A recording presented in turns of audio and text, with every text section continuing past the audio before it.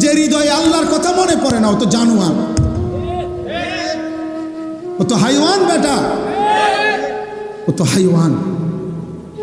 যে কান আল্লাহর আওয়াজ শোনে না, আল্লাহর কথা শোনে না, ও তো কাল আনাম, ও তো চতুষ্পদ জানোয়ার বেটা।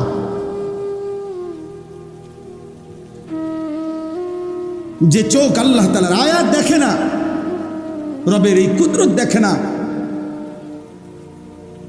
আল্লাহ তাআলা বলেন উলাইকা কাল আনআম, ওইটা জানোয়ারের মতো, ওইটা চতুষ্পদ জন্তুর মতো। ও কেমন জিন্দিগি, কেমন জিন্দিগি!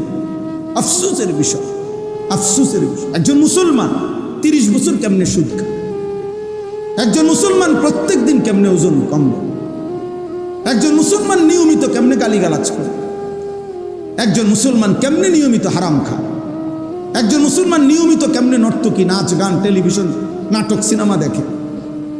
বলেন আমি প্রত্যেক দিন চিল্লাই, আরো 100 বছর হায়াত পাইলে মালিক যদি তৌফিক দেন তো এই কথাই বলবো। আল্লাহকে না মানার পিছনে যুক্তিটা কি? আল্লাহকে না মানার পিছনে কারণটা কি? আব্বা, যার শরীর, যার সুস্থতা, যার দেওয়া যৌবন, যার দেওয়া চোখ, নাক, কান, নিঃশ্বাস, তার সেজদা না দেওয়া, তার হুকুম না মানা, এত বড় গাদ্দার মানুষের বাচ্চা হয় কেন? এত বড় অকৃতজ্ঞ। অকৃতজ্ঞকে মানুষ মানুষ বলে না মিয়া। আপনি দেখেন গিয়া, মানুষ অকৃতজ্ঞকে মানুষ বলে। মানুষ বলে তোরে আজকে 3টা বছর 5টা বছর বেটা তোরে দুঃখে সুখে বিপদে আপদে তোর পাশে আমি ছিলাম, আজকে তুই অনামারে চিনস না, তুই মানুষের জাত না বেটা। এটা বলে কি না মানুষ? রাগ করলে মানুষ এমন বলে না বেটা তুই মানুষের জাত না বেটা, তোর লাগে আমি কি না করছি বেটা। আল্লাহ তাআলা যদি বলে বান্দা আমি গত 24 ঘন্টায় তুই বান্দার জন্য আমি কি না করছি বেটা।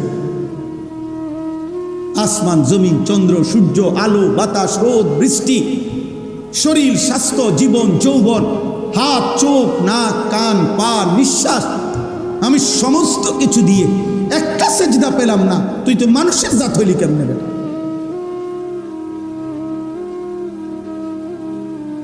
দুনিয়াতে তো মানুষের নুনের খোঁটা দেয় বেটা, নুনের।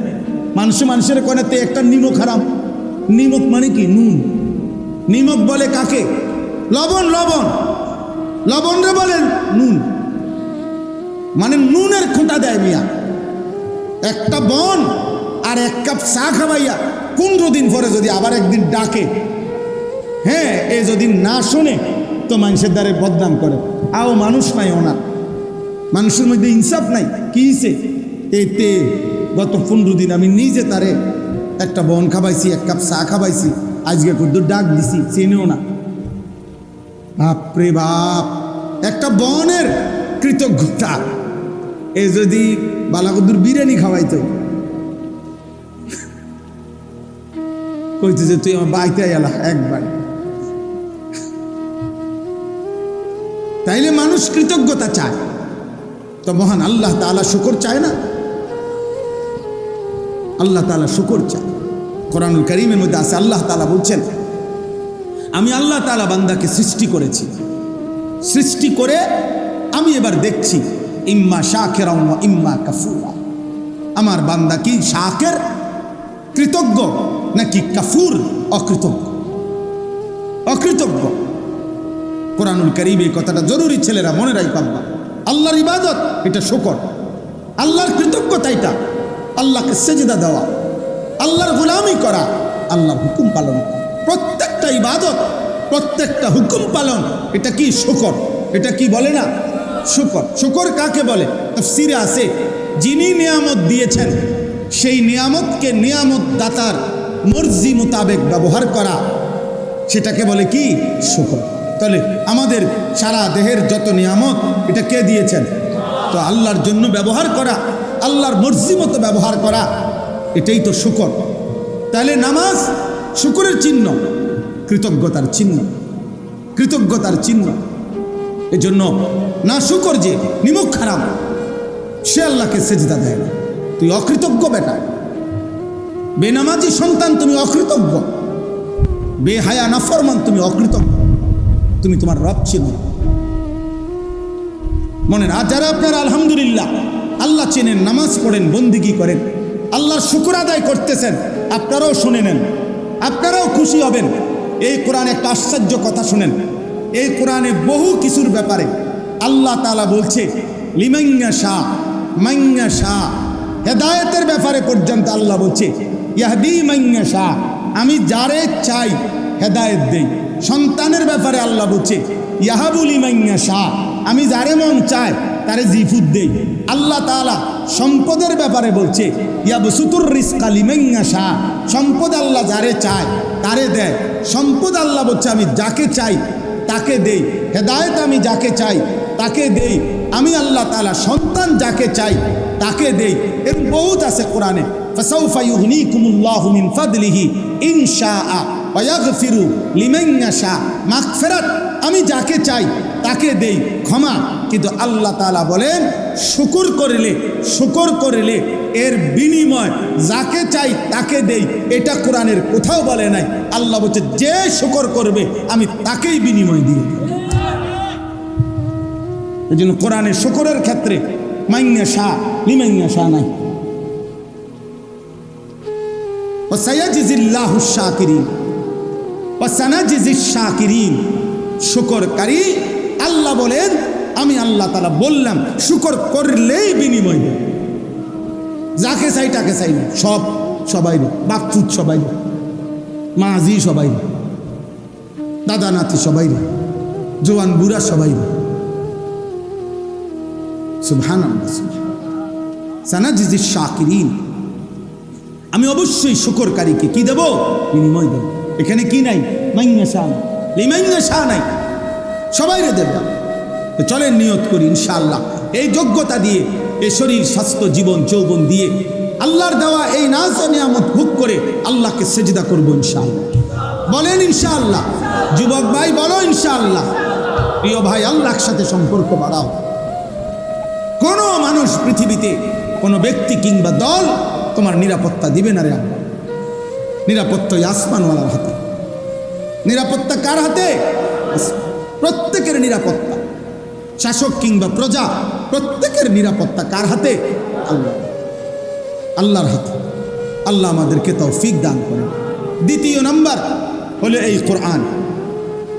দ্বিতীয় নাম্বার আল্লাহ বলেন ওয়ায়াতলুহু শাহিদুম মিনহু, তোমার সামনে আমি আল্লাহর পক্ষ থেকে একটি সাক্ষ্য, কোরআন সার্বক্ষণ তেলাওয়াত হচ্ছে। আমার সৃষ্টিতে 24 ঘন্টা আমার কোরআন তেলাওয়াত হইতেছে। কোরআনুল কারীমের তেলাওয়াত পৃথিবীতে আল্লাহর জমিন, আল্লাহর কুদরতি নিজাম 1 সেকেন্ডের জন্য বন্ধ হয় না।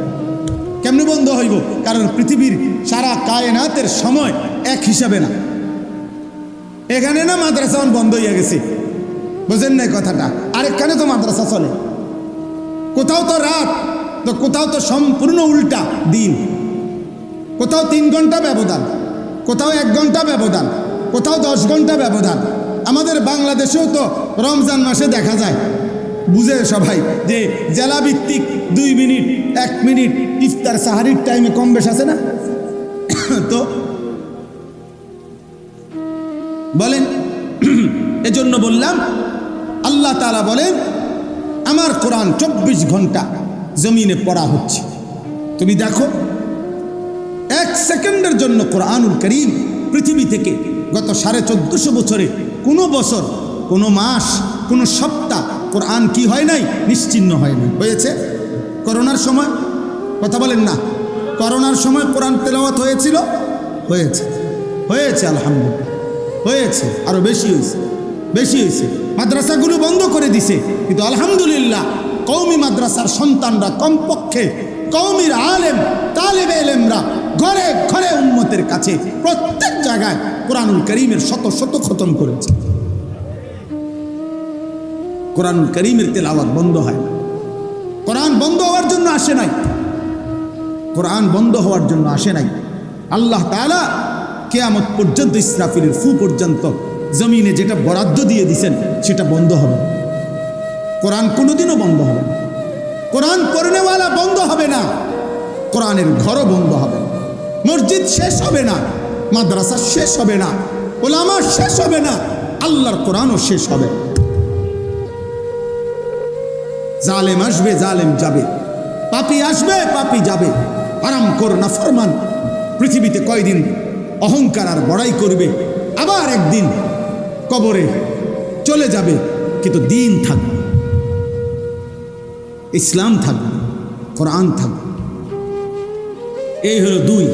3 নাম্বার, অমিন কাবলিহি কিতাবু মূসা ইমামান ওয়া রাহমা। এটার সংক্ষেপ কথা হইল পূর্ববর্তী সমস্ত নবী এবং আসমানি কিতাব। শুধু শ্রেষ্ঠতম কিতাবের নাম তাওরাত, মূসা নবীর কাছে আল্লাহ, মানে কোরআনের অতিরিক্ত, কোরআনের বাহিরে বাকি সমস্ত আসমানি কিতাবের মধ্যে সবচেয়ে বড় হলো তাওরাত। তাই এই তাওরাতের নাম উল্লেখ করছে, কিন্তু বুঝাইতে চাইছে যে আল্লাহ তাআলা যে পৃথিবীর প্রথম আদম ঈসা নবী পর্যন্ত যত নবী আসছেন, যত কিতাব আসছে, আসমানি কিতাব, সমস্ত নবী, সমস্ত আসমানি কিতাব প্রত্যেকে আখিরি নবীর কথাও বলেছে, আখিরি কিতাব, আখিরি ধর্ম ইসলামের কথা, কোরআনের কথা, রাসূলুল্লাহ সাল্লাল্লাহু আলাইহি সাল্লামের কথা, আদম, ঈসা, মূসা, ইব্রাহিম, সালেহ, হুদ, শুআইব, লূত, ইয়াকুব, ইউসুফ, হর নবী আমাদের নবীর কথা বলেছে, কোরআনের কথা বলেছে, শেষ দিনের কথা বলেছে। পৃথিবীর শুরুর থেকে যে আওয়াজ ছিল নবী সাল্লাল্লাহু আলাইহি সাল্লামের, পৃথিবীর শুরুর থেকে এই আখিরি দিনের কথা ছিল। তাইলে বান্দা পৃথিবীর প্রথম দিন থেকে চলমান আলোচিত যেই ব্যক্তি নবী মুহাম্মদ সাল্লাল্লাহু আলাইহি সাল্লাম, সে তুমি পাইলা, কোরআন তুমি পাইলা, তোমার শরীরের মধ্যে তুমি আমাকে মানার যোগ্যতা পাইলা, এর পরেও আমারে না মানার কি কারণ থাকতে পারে? বলেন না, আল্লাহকে না মানার কি কারণ থাকতে পারে? বলেন, কোনো কারণ থাকতে পারে? বলেন। অতএব আমার কথা আমি শেষ করে দিচ্ছি, দয়া করে এইটা মনে রাখেন। তাহলে কয়টা হলো? কোন 3টা। 1 নাম্বার ফিতরাত। বলেন, বলেন না, কি কইছি? ফিতরাত মানে কি? আমার শারীরিক আল্লাহকে মানার সৃষ্টিগত কি যোগ্যতা। 2 নাম্বার কি? কোরআন। 3 নাম্বার কি?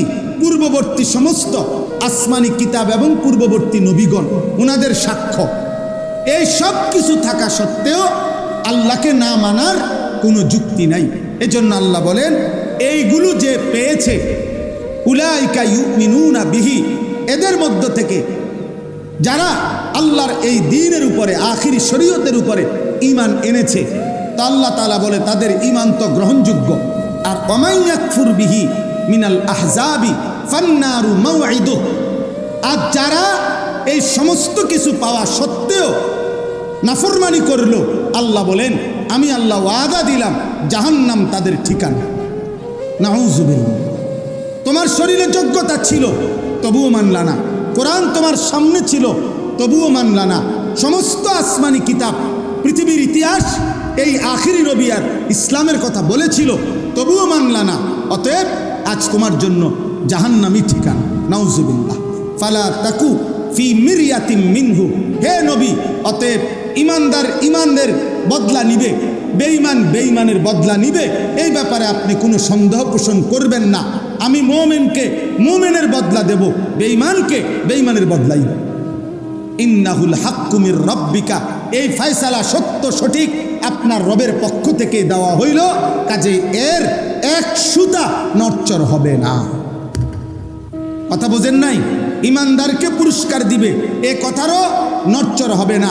বেঈমানকে জাহান্নাম দিবে, এই কথারও কি হবে না? নড়চড় হবে না। ওয়ালাকিন্না আকসারান নাসি লা ইউমিনুন, এতটা মজবুত করে বলার পরেও আল্লাহ বলে যে তবুও অধিকাংশ মানুষ আমি আল্লাহর কথা মেনে নিচ্ছে না, মেনে নিচ্ছে না।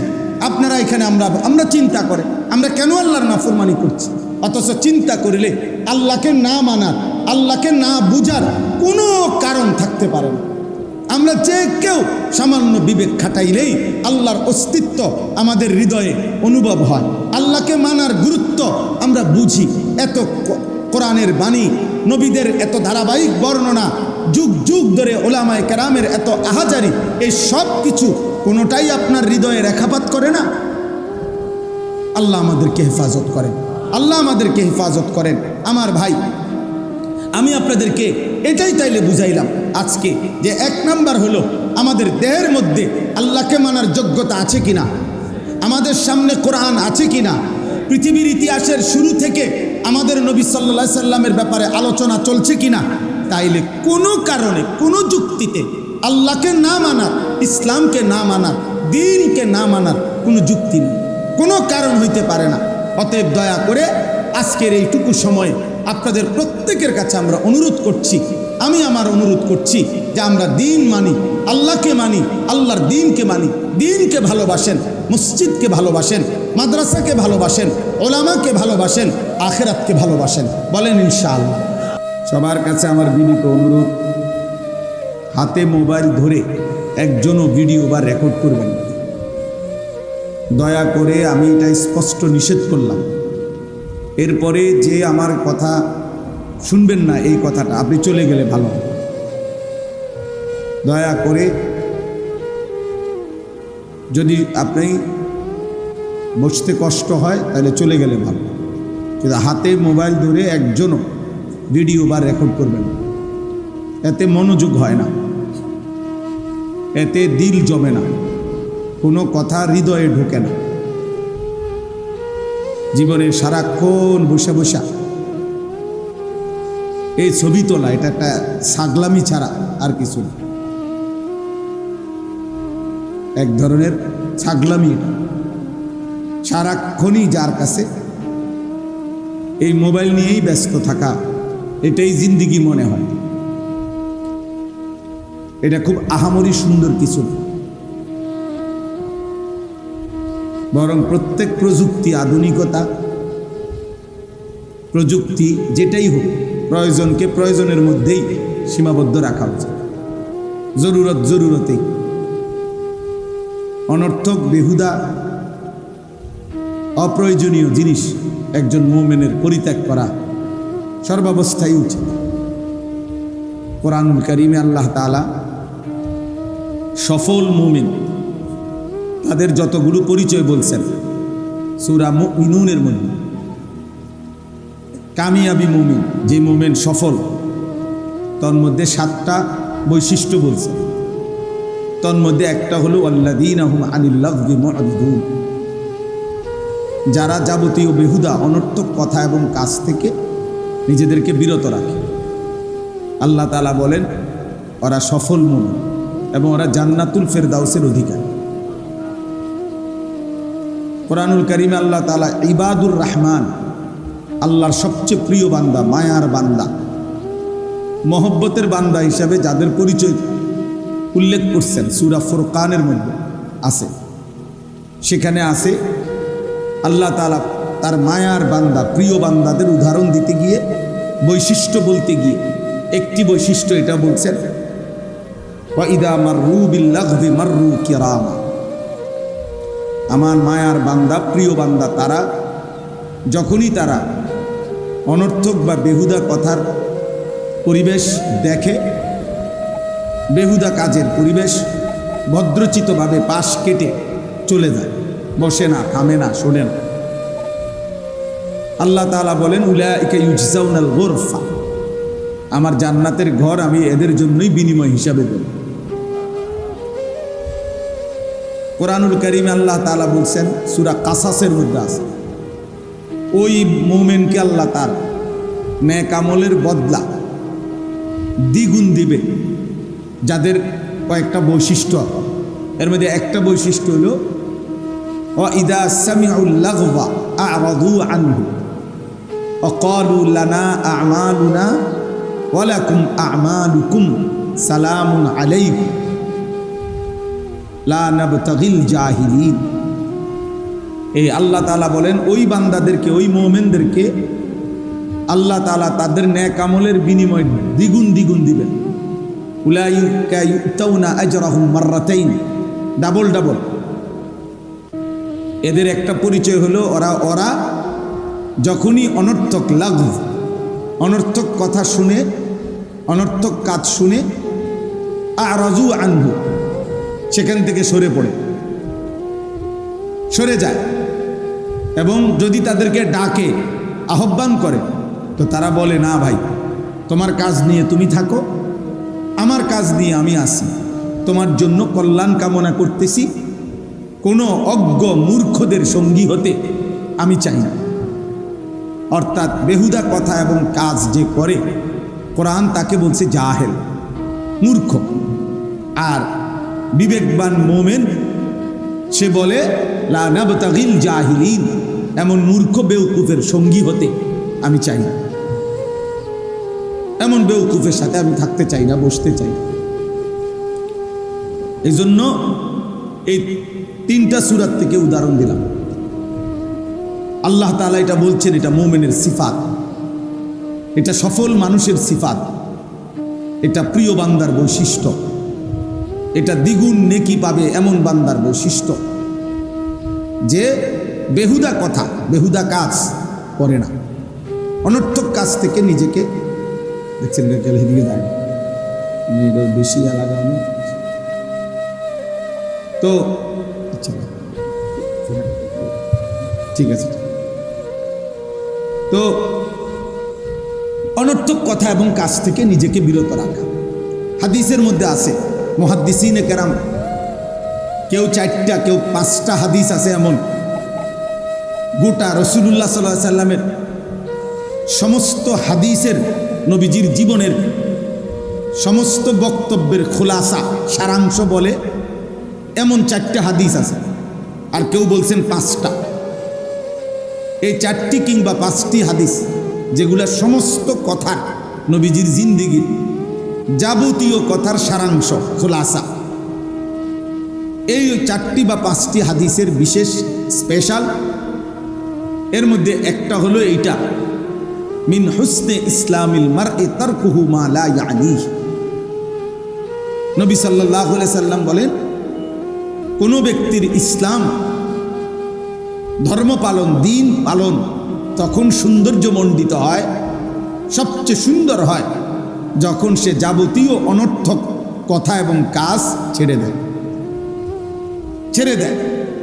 তার কুহু মালা ইয়ানি, যে কথার কাজের অর্থ নাই, ওই কথা এবং কাজ ছেড়ে দেয়। আল্লাহ নবী সাল্লাল্লাহু আলাইহি সাল্লাম বলেন, ওই ব্যক্তির ইসলাম সৌন্দর্যমণ্ডিত, তার ইসলাম সৌন্দর্যপূর্ণ হয়, হোসন হয়।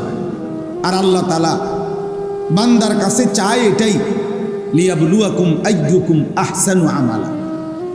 আল্লাহ তাআলা দুনিয়ায় আমাদেরকে হায়াত দিয়েছেন, রিজিক দিচ্ছেন, গোটা সৃষ্টি জগৎ দিয়ে লালন পালন করতেছেন, যেটুকু দিচ্ছেন সব কিছুর মাকসাদ আল্লাহ নিজে বলছেন, আমি তোমাকে পরীক্ষা করছি, তোমার আমলের আহসান, সৌন্দর্য দেখতে চাচ্ছি, আখিরাতের এক একটা আমল কতটা সুন্দর করছো, কতটা সুন্দর করতেছ। কাজেই দোস্ত আমার, বন্ধু আমার, শুধু মোবাইল না, জিন্দেগির সব ক্ষেত্রেই নিজে চিন্তা করা, 1 মিনিট হইলেও ভাবা, আমি আসলে এটা কেন করছি, এর ফায়দা কি, এর দ্বারা লাভ কি, দুনিয়াবি প্রয়োজন কি, আখিরাতের বৈধ, দুনিয়াবি বৈধ প্রয়োজন কি এটা, আর আখিরাতের প্রয়োজন কি। কমপক্ষে এতটুকু খেয়াল রাখ, দুনিয়াবি যদি বৈধ হালাল প্রয়োজন হয় তো ঠিক আছে, তাহলে ঠিক আছে, আর আখিরাতের প্রয়োজন হলে তাহলেও ঠিক আছে। কিন্তু দুনিয়াবিও বৈধ কোনো প্রয়োজন নাই, কিন্তু এরপরও আমি বলতেছি, করতেছি। একটা মানুষ, আমাদের শ্রদ্ধেয় হযরত মাওলানা মাহবুব মাদানী সাহেব এখানে আমার পাশে বসে, আর ওনার এই পাঞ্জাবিটা আজকে মনে করেন 3 মাস উনি গায়ে দিয়া শেষ হয়ে গেছে। ধরেন আমি জিগাইলাম এটা কি কাপড়, টরে, কি টরে, জাফানি টরে, কত করে লইছেন? 260। তো 230 টাকা করে শিক্ষেরা মানুষে বেছে, আপনি গেছেন 260। আমার দ্বারে কইলেন না কয় গজ লাগবো, আপনি সিলাইছেন কই? এই যে এতগুলো কথা, ওটা সিলাইয়া কিন না 3 মাস 6 মাস পিন্দালাইছে, তারপরে অঞ্জিগা। কিন্তু এই কথাগুলোর কোনো অর্থ আছে এখন? এই কথাগুলো বেহুদা না? এই মানে এরকম কথা, এমনি বাহ্যিক দৃষ্টিতে তো আপনি বলবেন আমি খারাপ কি কইছি, ওনার পাঞ্জাবিটার খবর লইলাম, কিন্তু আপনি এটা লইছেন কেন? এটার দুনিয়াবি ফায়দা কি আর?